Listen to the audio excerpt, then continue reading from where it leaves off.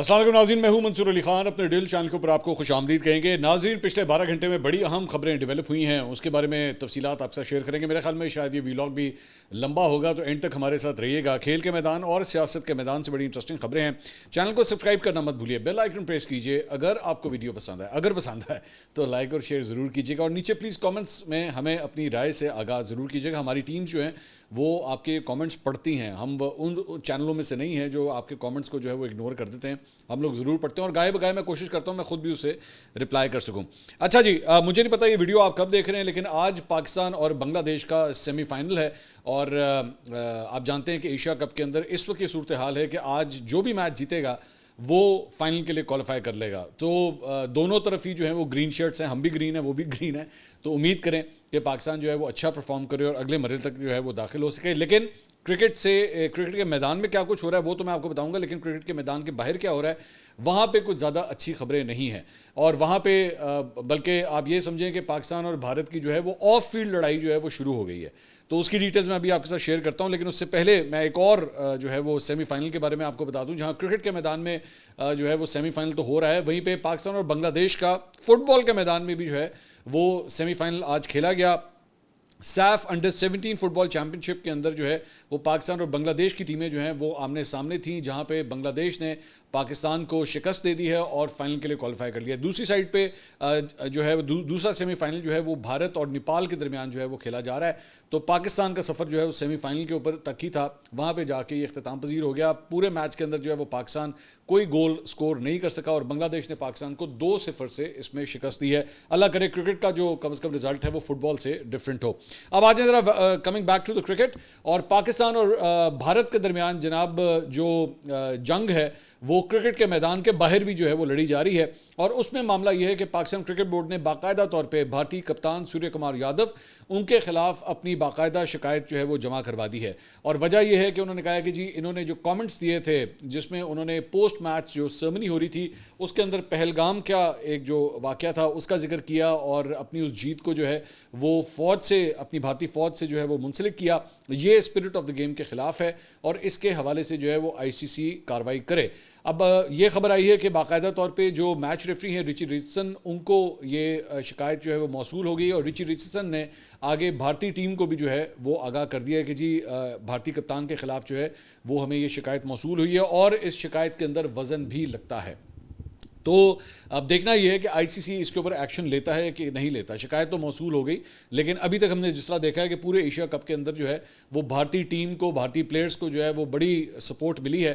کیا بھارتی کپتان کے خلاف جو ہے وہ کوئی ایکشن ہوتا ہے یا نہیں ہوتا، اور ایکشن جو ہوتے ہیں اس کے مختلف کیٹیگریز ہوتے ہیں، وہ اب دیکھتے ہیں کہ کتنا کو، پہلی بات تو ہوتا ہے یا نہیں ہوتا، اور اگر ہوتا ہے تو کتنا کو سویر ہوتا ہے، کیونکہ اس کے اندر جو ہے وہ اگر پینلٹیز کے بارے میں بات کی جائے تو کچھ ڈیمیرٹ پوائنٹس بھی ہو سکتے ہیں، کچھ میچز کا بین بھی ہو سکتا ہے، آئی ڈونٹ نو کیا ہوتا ہے، بٹ کم از کم پاکستان کی جانب سے جو ہے یہ کارروائی ہوئی ہے۔ دوسری جانب بھارتی میڈیا یہ رپورٹ کر رہا ہے کہ ایون بھارتی کرکٹ بورڈ جو ہے اس نے بھی پاکستانی پلیئرز، اس میں 2 پاکستانی پلیئرز کو ٹارگٹ کرتے ہوئے جو ہے انہوں نے بھی آئی سی سی کو شکایت کی ہے، اور اس میں جو 2 پلیئرز ہیں وہ صاحبزادہ فرحان اور ساتھ ہی ساتھ حارث رؤف، ان دونوں کے اگینسٹ جو ہے وہ شکایت کی ہے۔ صاحبزادہ فرحان کے اوپر جو ہے وہ بھارتی کرکٹ بورڈ کی جانب سے الزام لگایا گیا ہے کہ جناب انہوں نے جب اپنی 50 کی تھی تو وہ انہوں نے یہ جو نشان بنایا تھا بندوق کا، یہ جناب اسپرٹ آف دا گیم کے خلاف ہے، جبکہ اتنے بے شرم ہیں، ان کو پتہ ہے اس بات کا کہ ماضی کے اندر دھونی، یہ تصویر آپ دیکھ لیجئے، یہ دھونی بھی جو ہے وہ یہ حرکت کر چکا ہے، لیکن اس کے باوجود آپ ایک دوسری ٹیم کے بارے میں جو ہے وہ یہ شکایت کریں، جبکہ آپ ماضی میں آپ کا اپنا کپتان یہ حرکت کر چکا ہے، تو پھر بھی آپ کو کوئی تھوڑی سی شرم آنی چاہیے، لیکن شرم نام کی چیز تو خیر ہے کوئی نہیں۔ اور دوسرا انہوں نے حارث رؤف کے حوالے سے بھی یہ شکایت کی ہے کہ جناب یہ نا اشارے کر رہے تھے، تو مطلب یہ اس اشارے کے اوپر جو ہے بھائی آپ کے تو جہاز گرے نہیں ہیں آپ کے مطابق، تو آپ کو کس بات کی تکلیف؟ مطلب آپ تو یہ ایکچولی جو آپ شکایت کر رہے ہیں وہ تو آپ یہ کہہ رہے ہیں کہ جی وہ یہ دیکھیں مجھے چھیڑ رہا ہے۔ بھائی آپ تو تب چھڑے نا اگر کوئی مسئلہ ہو، آپ تو کہتے ہیں آپ کے تو جہاز گرے نہیں، تو یا تو پھر اگر آپ کو تکلیف ہو رہی ہے اس کا مطلب آپ کے جہاز گرے ہیں، تو میں تو کہنا حارث رؤف نے تسی جو پینلٹی بانی ہے نا تو پا دے اوپر نال پھر ایوی منو کہ ہاں جی ہمارے جہاز گرے ہیں یا پھر یہ بھی مانے کہ دیکھیں جی ہمارے جہازوں کا مذاق اڑا رہا ہے، تو یا تو پھر اس بات کے اوپر کریں۔ تو انہوں نے جناب ان دونوں کے حوالے سے جو ہے وہ مطلب حارث رؤف کے اشاروں کے، مطلب ہمارے جو دونوں پلیئرز ہیں نا ان کے اشاروں کے اوپر تکلیف ہے، اپنا کپتان جو ہے وہ الفاظ بیان کر رہا ہے، ٹوٹل مطلب وہ معاملے کو جو ہے وہ الفاظ کے ذریعے بیان کر رہا ہے، اور ساڈے صرف اشارے تانوں مورے لگ دینے, مطلب اب یہ حالت ہو گئی ہوئی ہے. تو 2 نمبری ہے بھارتی کرکٹ بورڈ کی. اس کے علاوہ ایک بڑی انٹرسٹنگ بات جو ہے وہ ساری آکڑ شاکڑ جو ہے وہ اس وقت نکل گئی کہ بھارتی کرکٹ ٹیم جو ہے, یہ جو بھی میچ ہوا تھا ان کا, تو بنگلہ دیش کے خلاف جو میچ ہوا تھا, اس میں جب بعد میں ظاہری بات ہے ان کے ساتھ تو یہ لوگ ہاتھ ملاتے ہیں, تو اسی کے اندر جو ہے وہ مشتاق احمد ہمارے ماضی کے جو اسپنر ہیں وہ بنگلہ دیش ٹیم کے کوچنگ سٹاف کا حصہ ہیں. تو جب ہاتھ ملانے کی باری آئی تو سوریہ کمار یادو اور یہ دیکھے گا مشتاق احمد بھی جو ہے وہ آپس میں ہاتھ ملا رہے تھا. میرے خیال میں یہ کتنے جاہل ہیں کہ ان کو شاید کوئی بتا دیتا کہ بھائی کسی بھی پاکستانی سے ہاتھ نہیں ملانا. مطلب انہوں نے پاکستان ٹیم سے تو ہاتھ نہیں ملائے, لیکن مشتاق احمد سے جو ہے پھر بھی انہوں نے جا کے ہاتھ ملا لیا. میرے خیال میں کسی نے بعد میں جا کے کہا ہوگا اوے یہ تو پاکستانی تھا, اس سے ہاتھ نہیں ملانا تھا. تو اس کے اوپر بھی جو ہے وہ بڑی ان کی تضحیق ہو رہی ہے, مذاق اڑایا جا رہا ہے کہ ان کو بھی نا مشکل پیش آئے گی کہ کس سے ہاتھ ملانا تو کس سے ہاتھ نہیں ملانا. تو اس کے بعد اب ذرا کھیل کے میدان سے جو ہے وہ کچھ قانونی اور سیاسی معاملات کی طرف آتے ہیں. اسلام آباد ہائی کورٹ نے جناب عدالت کے احاطے میں ویڈیو ریکارڈنگ کے اوپر جناب پابندی لگا دی ہے کہ جناب اب کوئی ویڈیو ریکارڈ جو ہے وہ نہیں ہوگی, اور باقاعدہ طور پہ یہ سرکولر جاری کیا گیا ہے اور اس میں کہا ہے جی صحافی, وکلا اور سائلین جو ہے وہ کسی قسم کی ویڈیو ریکارڈنگز نہیں کریں گے. کمرہ عدالت, راہداری, ویٹنگ ایریا, دفاتر میں بھی ویڈیو ریکارڈنگ جو ہے وہ نہیں ہو سکے گی. موبائل فون عدالت کے اندر صرف سائلنٹ موڈ کے اوپر جو ہے وہ استعمال کیا جا سکتا ہے. لائیو سٹریمنگ اور کیمرے کے استعمال پر بھی مکمل پابندی ہوگی, اور سیکیورٹی اہلکار ریکارڈنگ کرنے والوں کے خلاف جو ہے وہ سخت کارروائی کے مجاز ہوں گے. اب اس کے اوپر اعتراض یہ کیا جا رہا ہے, خاص طور پہ ہمارے کئی ایسے کورٹ رپورٹرز ہیں جو اسلام آباد ہائی کورٹ کی بلڈنگ کے باہر کھڑے ہو کے جو ہے وہ اپنے ویلاگس وغیرہ ریکارڈ کرتے آئے ہیں. انہوں نے بھی اس کے اوپر اعتراض کیا ہے کہ یہ ایک نئی پابندی لگا دی گئی, بلکہ as a matter of fact میرا خیال میں شاید سمیع ابراہیم صاحب جو ہیں وہ آج اپنا کوئی ویڈیو ریکارڈ کر رہے تھے تو ان کو آ کے اسٹاف نے جو ہے وہاں پہ روکا بھی, انہوں نے اس معاملے پہ ٹویٹ بھی کیا ہوا ہے. سو یہ ایک امپلیمنٹ ہوا ہے, اور وہاں کے جو صحافی ہیں وہ کافی اس بات کے اوپر ناراض ہیں. صحافیوں کے حوالے سے کارروائیوں کی اگر بات ہو رہی ہے تو وہیں پہ عظمہ بخاری صاحبہ نے بھی جناب ایک نیا اعلان کیا ہے. یہ فلائر جو ہے وہ گورنمنٹ آف پنجاب کی جانب سے آج جاری کیا گیا ہے کہ 2 صحافیوں کے اگینسٹ عظمہ بخاری صاحبہ جو ہے وہ قانونی کارروائی کا آغاز کر رہی ہیں, اور وہ ہیں جناب مبشر لقمان صاحب اور نعیم حنیف صاحب. تو ان کے اگینسٹ انہوں نے کہا جی انہوں نے میرے اوپر جو ہے وہ میری تضحیق کی ہے, میرے اوپر بے بنیاد الزامات لگائے ہیں, تو اس کے حوالے سے جو ہے وہ میں پیکا ایکٹ کے تحت جو ہے وہ میں کارروائی کروں گی. اچھا, انٹرسٹنگ بات یہ ہے کہ جب یہ پیکا کا قانون بن رہا تھا تو صحافیوں کی جانب سے اس کے اوپر شدید احتجاج کیا گیا تھا. تو اس وقت مختلف یہ جو حکومتی نمائندے ہیں ان کی جانب سے کہا گیا کہ نہیں یہ صحافیوں کے اگینسٹ نہیں ہے, یہ تو شرپسند عناصر, وہ لوگ جو غلط بات کرتے ہیں یہ ان کے اگینسٹ ہے. تو مبشر لقمان صاحب اور نعیم حنیف صاحب جو ہیں اب شرپسند عناصر کے اندر جو ہے وہ کاؤنٹ کیے جائیں گے, اور یہ وہی مبشر لقمان صاحب ہیں جو ابھی یہ تصویر دیکھیے گا, یہ ابھی صرف چند ہفتے پہلے جو ہے ملک کے وزیر اعظم سے مل کے ہٹے ہیں, اور میری اطلاعات کے مطابق کوئی 2 دفعہ ان کی ملاقاتیں ہو چکی ہیں.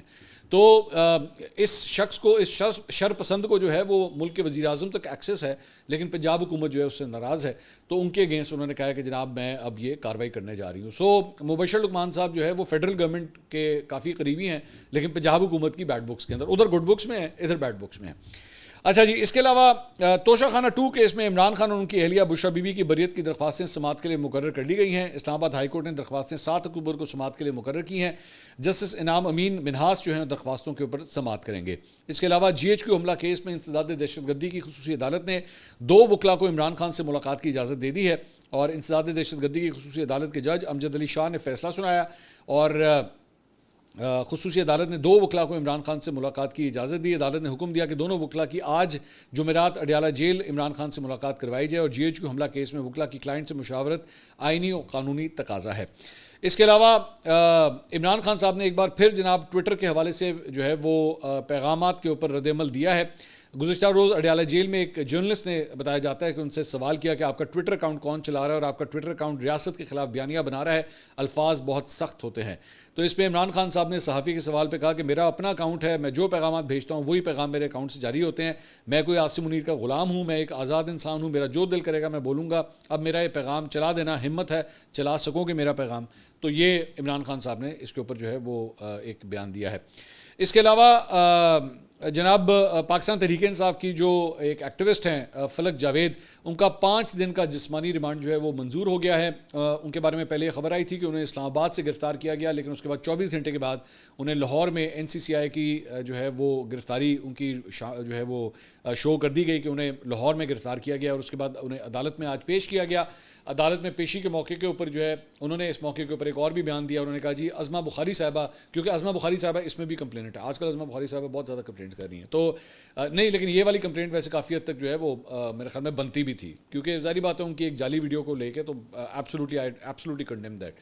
تو اس پہ انہوں نے کہا، فلک جاوید نے کہا کہ جی عظمہ بخاری صاحبہ نے الزام لگایا انہوں نے کہ عظمہ بخاری صاحبہ نے میری کوئی AI سے بنی ہوئی ویڈیو جو ہے وہ شیئر کی ہے، میں بھی ان کے اگینسٹ جو ہے وہ کیس کروں گی۔ سو ابھی یہ معاملہ چلا ہے، شروع ہوا ہے، دیکھتے ہیں یہ معاملہ جو ہے کہاں تک جاتا ہے۔ بائی دا وے، فلک جاوید کے حوالے سے سلمان اکرم راجہ صاحب کے حوالے سے جو ہے وہ یہ کہا گیا تھا، حسن ایوب صاحب نے ایک ٹویٹ کیا تھا کہ جناب یہ جو ہے ان کو سلمان اکرم راجہ کے فلیٹ سے گرفتار کیا گیا ہے۔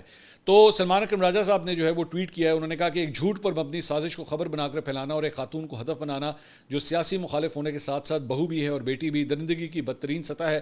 میں اسلام آباد میں کسی فلیٹ کا مالک نہ ہوں، لہٰذا کوئی فلیٹ کرائے پر نہ دیا ہے، مجھ سے اس حوالے سے منسوب بیان سراسر جھوٹ ہے۔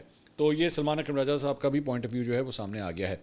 اس کے علاوہ سوشل میڈیا کی جہاں پہ بات ہو رہی ہے تو وہیں پہ NCCI کی جانب سے جو ہے وہ ایک اور خبر بھی سامنے آئی ہے، اور معروف سوشل میڈیا انفلوئنسر اقرا کنول، یہ جو سسٹرالوجی کے نام سے بڑا ایک مشہور یوٹیوب چینل چلاتی ہیں، ان کے خلاف ندیم عرف نانی والا اور محمد حسنین شاہ، ان کے خلاف جناب باقاعدہ طور پہ 3 مقدمات جو ہیں وہ درج کر لیے گئے ہیں NCCI کی جانب سے۔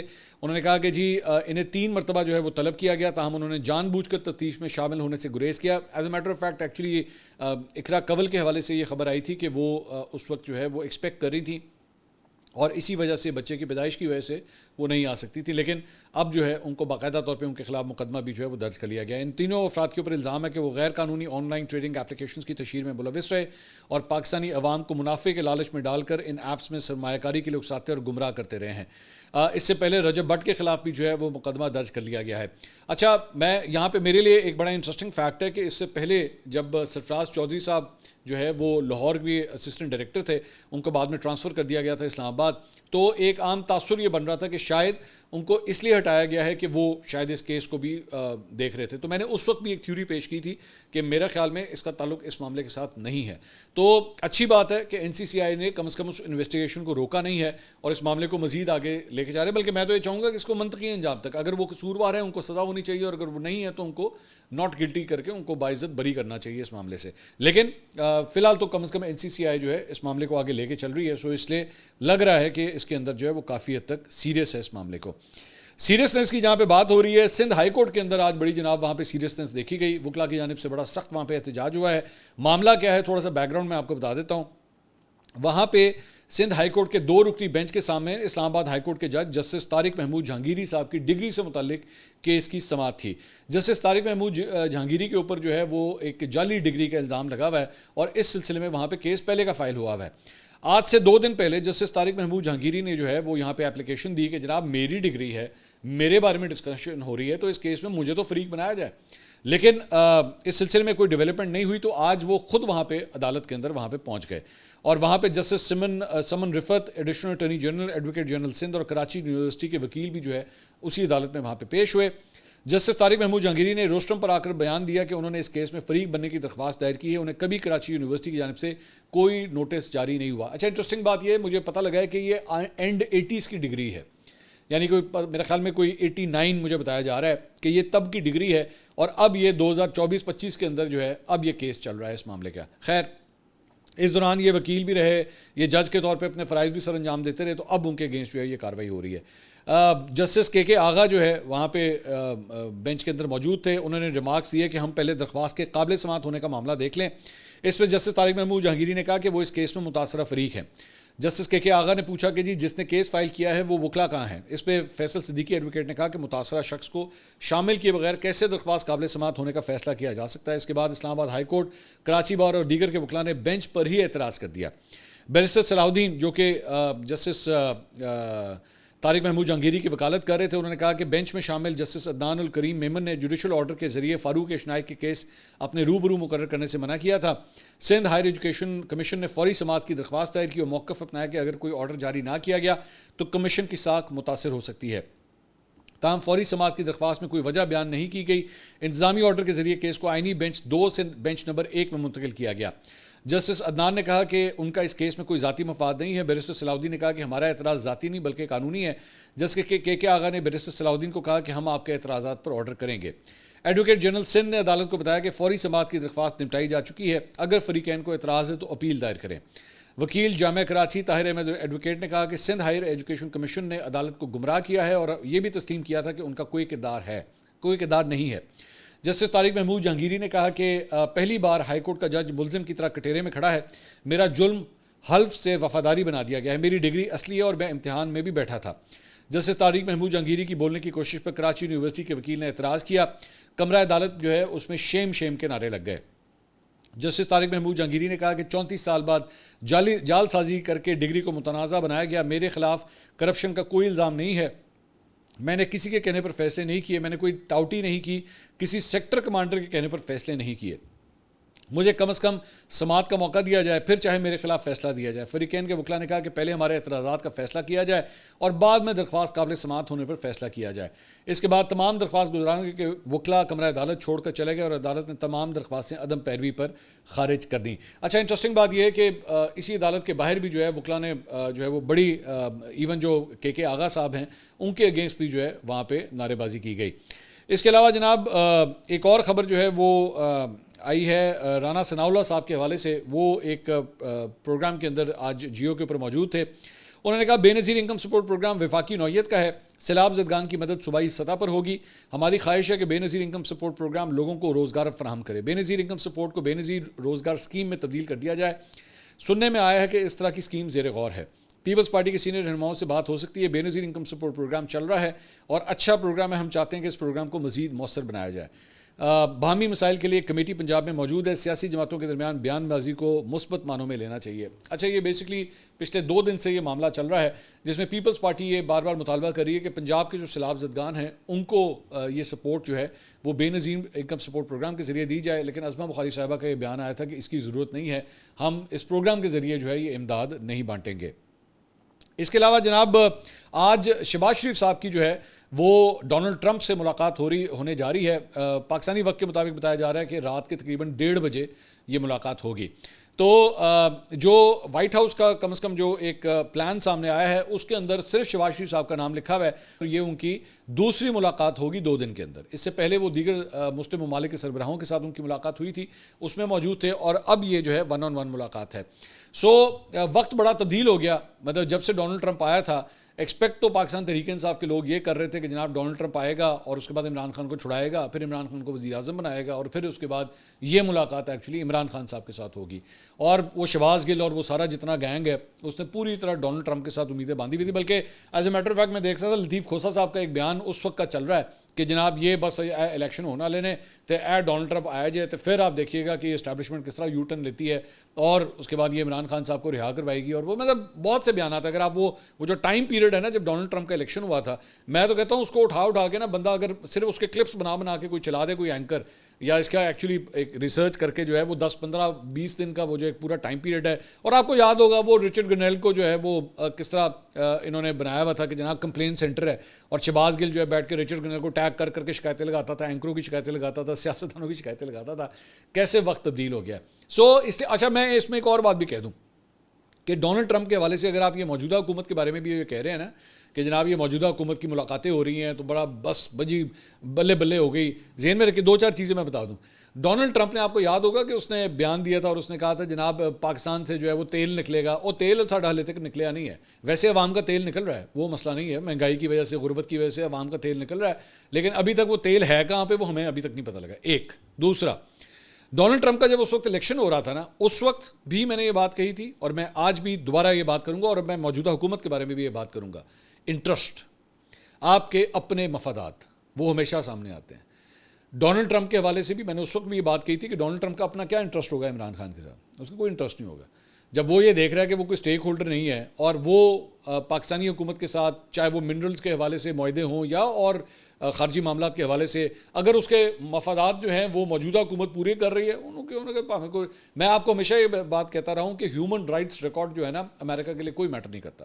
وہ صرف ایک ایکسکیوز ہے. اگر اس نے کسی ملک کے ساتھ پھڈا کرنا ہو نا یا لڑائی کرنی ہو, عراق آپ کے سامنے ہے, افغانستان آپ کے سامنے ہے, ایران آپ کے سامنے ہے, چائنا آپ کے سامنے ہے, ویتنام آپ کے سامنے ہے, بڑی ایگزامپلز ہیں, بہت ایگزامپلز ہیں. اس نے اگر کسی سے پھڈا کرنا ہوگا نا تو ٹڑک کر کے یوں کر کے دراز کھولے گا اور کہے گا بھائی جان یہ ہے آپ کا ہیومن رائٹس ریکارڈ. اور اگر اس کا کوئی پھڈا نہیں ہے, اس کا کوئی مسئلہ نہیں ہے, تو وہ ہیومن رائٹ ریکارڈ جو ہے نا ٹک کر کے وہ دراز کے اندر ہی پڑا رہے گا. تو ابھی بھی اگر آپ یہ سمجھ رہے ہیں کہ جناب ڈونلڈ ٹرمپ کے جو ہے وہ ابھی آپ کے ساتھ بڑے اچھے تعلقات ہیں اور پتہ نہیں آنے والے مہینوں سالوں تک یہ بڑے زبردست رہیں گے, ہم ماضی میں بھی دیکھ چکے ہیں. جب ان کا انٹرسٹ ختم ہوا تھا افغانستان سے, پاکستان سے, جب افغان وار ختم ہوئی تھی, وہ انہوں نے جہاز پکڑا تھا, بریف کیئر پکڑا تھا, او گئے. اور بعد میں اس کے بعد وار آن ٹیرر ہوتی گئی اور افغانستان کے اندر جتنے سال یہ رہے, اور اس کے بعد جب جانے کی باری آئی تو اٹھا کے انہوں نے جو ہاتھ میں آیا وہ اٹھا کے انہوں نے جہازوں میں بھرا اور وہ چلے گئے. اب ڈونلڈ ٹرمپ پھر یہ کہتا ہے جی مجھے بگرام ایئر بیس جو ہے مجھے واپس چاہیے, تو وہاں سے طالبان کہتے ہیں تہاڈی سوچ ہے, کوشش بھی نہ کرنا. سیاست کس طرح تبدیل ہوتی ہے یہ صرف اور صرف مفادات کے اوپر چلتا ہے. اگر موجودہ حکومت سوچ رہی ہے, یا جس طرح پہلے پی ٹی آئی کو بھول تھی, ان کی غلط فہمی تھی, آج یہ بھی ذہن میں رکھیں, ان کو بھی پتہ ہونا چاہیے کہ مفادات ہیں. جس دن مفادات کا ٹکراؤ ہوا بھائی جان آپ سے پیڑا کوئی نہیں ہوگا, اور وہی دراز کھلے گی اور وہی ہیومن رائٹ ریکارڈ جو ہے ٹک کر کے باہر آ جائے گا. اگلی ویڈیو میں آپ سے دوبارہ ملاقات ہوگی. اللہ حافظ.